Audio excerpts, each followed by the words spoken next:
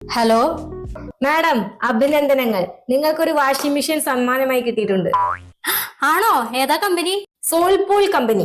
അയ്യോ, എന്റെ കയ്യിലുള്ള അതേ കമ്പനിയാ. ശരി, എന്തായാലും വിളിച്ചതല്ലേ.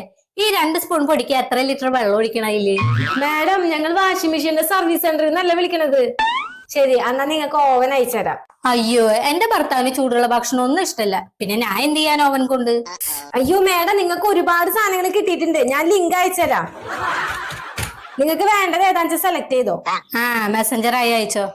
ഓ, മെസ്സഞ്ചറിലല്ല, ഞാൻ വാട്സപ്പിൽ അയക്കാം. ലിങ്ക് വന്നോ? ഇല്ല.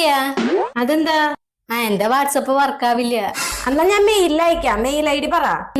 മെയിൽ ഐഡിയുടെ പാസ്വേഡ് ഓർമ്മയില്ല. നിങ്ങൾ എവിടെയെങ്കിലും എഴുതി വെച്ചിണ്ടാവില്ലേ? ഉണ്ട്. എവിടെയാ? വാട്സപ്പിലേ.